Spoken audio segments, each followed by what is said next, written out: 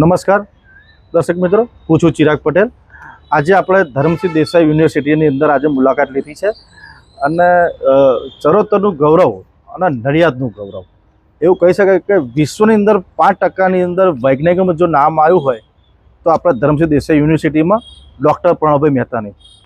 એની અંદર સોલર એનર્જીની અંદર એમનું એ ક્ષેત્રની અંદર વૈજ્ઞાનિકોમાં મોટું નામ છે. આપણે ડાયરેક્ટ એમની સાથે આપણે વાત કરીશું. પ્રણવભાઈ મહેતા સાહેબ છે આપણી સાથે જોડાયા છે. પ્રણવભાઈ સાહેબ, આપના ખૂબ ખૂબ અભિનંદન. કોંગ્રેચ્યુલેશન સાહેબ, આપણા નડિયાદનું ગૌરવ કે આપના વિશ્વની અંદર 5%ની અંદર આપનું નામ આવ્યું છે. આપને કેવી લાગણી છે, કેવો અનુભવ છે અને આ ક્ષેત્રે પહોંચવાનું કારણ શું? Thank you very much Chiragbhai. Definitely હું ખૂબ જ આનંદની લાગણી અનુભવી રહ્યો છું. સાથોસાથ અમારી ધરમસિંહ દેસાઈ યુનિવર્સિટી માટે પણ ખૂબ જ એક ગૌરવની વાત છે કે ટોપ 5% સાયન્ટિસ્ટમાં મારું રેકોગ્નિશન થયું છે. આ શુભ પ્રસંગે હું અમારા સંસ્થાના vice chancellor Padmashri doctor H M. Desai sir, director Shri Ankurbhai Desai, અમારા registrar sir professor M R. Bhavsar sir, dean faculty of technology doctor V A. Shah sir તથા અમારા મિકેનિકલ વિભાગના વડા ડૉક્ટર આર.એમ. જોશી સરનો હૃદયપૂર્વક આભાર માનું છું કે જેમનું કન્ટિન્યુઅસ મોટિવેશન, પ્રોત્સાહન તથા માર્ગદર્શન હેઠળ આ અચીવમેન્ટ અવેલેબલ થયું છે મને. આ સન્માન મેળવવા આપનો કેવો અનુભવ છે? ડેફિનેટલી આ એક દિવસની મહેનત નથી, કન્ટિન્યુઅસલી રિસર્ચ છે અને અમે ઓનગોઈંગ અમારું કોલેબરેશન છે કે જેને લીધે આ અચીવમેન્ટ પોસિબલ થયું છે. સાથોસાથ હું એક જ વસ્તુમાં માનું છું કે ક્વોલિટી અમે પબ્લિકેશન્સ જે કરીએ છીએ ઇન્ટરનેશનલ જર્નલમાં એ ઘણા બધા એના ઉપર ભાર માનીએ છીએ. એટલે ક્વોન્ટિટી ઓફ રિસર્ચ પબ્લિકેશન્સ અમે નથી કરતા, પણ ક્વોલિટી પબ્લિકેશન ઉપર મારો ઘણો બધો ફોકસ છે, જેને કારણે મારું આ લિસ્ટમાં નામ આવેલું છે. આ સફળતા પાછળ મુખ્ય કારણ શું? મેજર સિસ્ટમ્સ ડેવલપ કરેલી છે ચિરાગભાઈ. એ મેઇનલી સોલાર એનર્જી બેઝડ અમારી સિસ્ટમ છે, જેમાં ડિસેલિનેશન છે, ડ્રાયર છે કે જે ફક્ત અને ફક્ત સૌર ઉર્જાથી ચાલે છે. એટલે સમાજના ઘણા બધા વર્ગને આ ઘણો બધો એક એડવાન્ટેજ થશે આવનારા સમયમાં કે જે સિસ્ટમ અમે ઘણા બધા એરિયામાં ઇમ્પ્લિમેન્ટ કરી શકીશું. સો મેઇનલી આ ફિલ્ડ એવું છે કે જેમાં ઓવરઓલ ઇન્ડિયા પણ એમાં કામ કરી રહ્યું છે અને એમાં અમે પણ સહભાગી બની રહ્યા છીએ. સર, આપને એક બીજો મને મનમાં સવાલ થાય છે કે સોલર એનર્જી, સોલર જેવા જે ક્ષેત્રો જે છે અલગ અલગ, એમાં સમાજ અને દેશના માટે તમે શું ફાળો આપી શકશો? Yes, definitely. અમે જે સિસ્ટમમાં પર્ટિક્યુલરલી મેજર સિસ્ટમો ડેવલપ કરેલી છે એ બે વર્ગ એવા છે કે જેને ઘણો બધો બહોળા પ્રમાણમાં ફાયદો મળશે. આજે આપણે ગુજરાત ક્ષેત્રે અને ઇન્ડિયા લેવલે જોઈએ તો પૂરતા પીવાના પાણીની ઘણી બધી અછત છે. તો જેમાં અમારું સોલાર ડિસેલિનેશન સેટઅપ છે કે જે ખારા પાણીને મીઠા પાણીમાં કન્વર્ટ કરશે ફક્ત ને ફક્ત સૌર ઉર્જાની મદદથી. તો સોલ્ટ ફાર્મ રિજિયન છે, કોસ્ટલ લાઇન રિજિયન છે કે જેમાં એ સિસ્ટમ ઘણું બધું, જેમ કે ખેડૂતો છે, ખેડૂત મિત્રો છે, અગરિયાઓ છે, એની માટે ઘણો બધો ફાયદાકારક છે કે જે ખાલી અને ખાલી સોલાર એનર્જીની મદદથી એ ખારા પાણીને મીઠા પાણીમાં કન્વર્ટ કરી શકે અને એમને પીવાલાયક પાણી અવેલેબલ કરાવશે.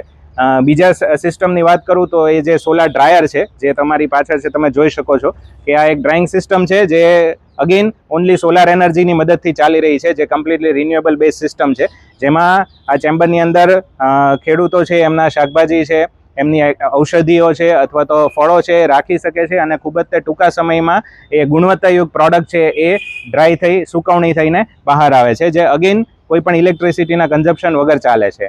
તો આ પણ એ લોકોના પ્રોફિટ અને એ લોકોના બિઝનેસ માટે ખૂબ જ એક સારું એવું સેટઅપ છે જે ઘણા બધા દેશના ભાગોમાં આપણે એને ઇમ્પ્લિમેન્ટ કરી શકીએ છીએ અને રેગ્યુલર લોકલ કમ્યુનિટીઝ છે એના માટે આ ખૂબ જ એક સારો એવો ઓપ્શન છે. ધારો કે કોઈ ખેડૂત લે તો આનો ખર્ચો કેટલો થાય છે?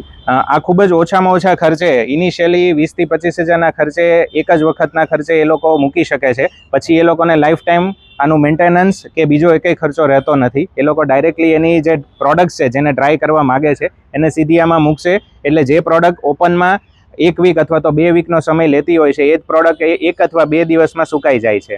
આ કેટલું અંદર, ધારો કે 10 કિલો 5 કિલો કેટલું આવી શકે? ફળ ફળાદીની કેપેસિટી પ્રમાણે આ અમે 15 થી 20 કિલોની કેપેસિટીમાં બનાવેલું છે.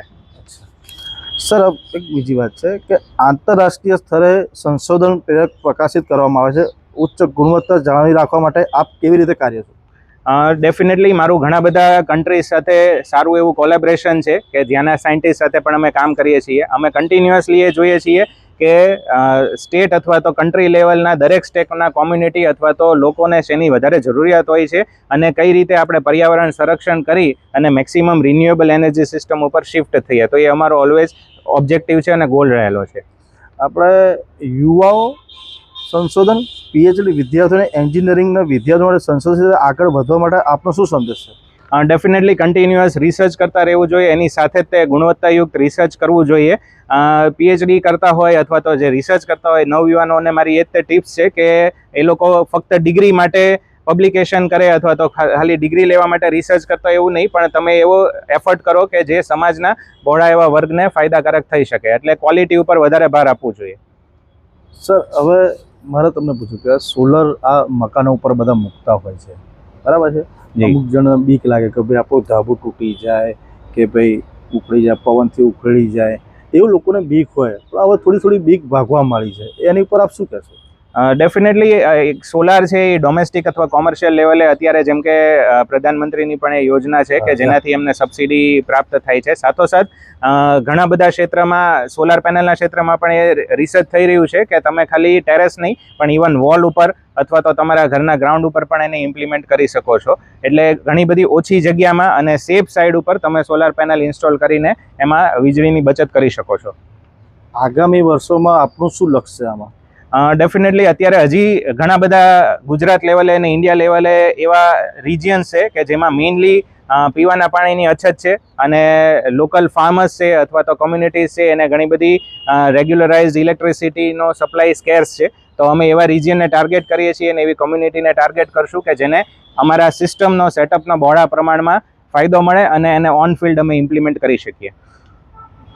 આ ટેકનોલોજી તમે આંતરિક સ્તરે કંઈક લઈ જશો, શું છે આમાં? યસ, ડેફિનેટલી અમારા આ જે ટેકનોલોજી છે એમાં અમે હવે નેક્સ્ટ ફેઝમાં પેટન્ટ ફાઇલ કરવા જઈ રહ્યા છીએ અને ઇવન ઓસ્ટ્રેલિયા છે, ટર્કી છે, સાઉદી અરેબિયા છે, જે કન્ટ્રી અમારી સાથે કોલેબરેશન કરવા પણ રેડી છે અને અમે આગળના સમયમાં એને એક ઇન્ટરનેશનલ લેવલ પર પણ લઈ જશું. આપ સોલરની અંદર આપણું વૈજ્ઞાનિકોમાં નામ આવ્યું છે. તમે ખરેખર તમે જે સરસ વાત કરી કે યુવાનો ખાલી સર્ટિફિકેટ માટે કરે છે, પણ ખરેખર તમે યુવાનો તમે શું સંદેશ એવો હશો કે તમે આમાં શું તમે, કારણ કે અત્યારે કેવું છે કે સર્ટિફિકેટ લઈને કમાવાનું, નોકરી લઈ લેવાનું, પણ ખરેખર આપણે દેશ માટે શું કરવું છે, એ જ સંદેશ આપો. ડેફિનેટલી મારો સંદેશો એ જ છે કે અત્યારે નિષ્ફળતા મળે અથવા તો રિજેક્શન મળે કોઈ પણ સ્ટેજ ઉપર તો એ લોકોને ડિમોટિવેટ થવાની જરૂર નથી. આ રિસર્ચ છે અથવા તો આટલા પબ્લિકેશન છે એવું નથી કે કોઈ પણ ટૂંકા સમયગાળામાં થઈ ગયા. આની પાછળ ઘણો બધો અમારો એફર્ટ્સ લાગેલો હોય છે.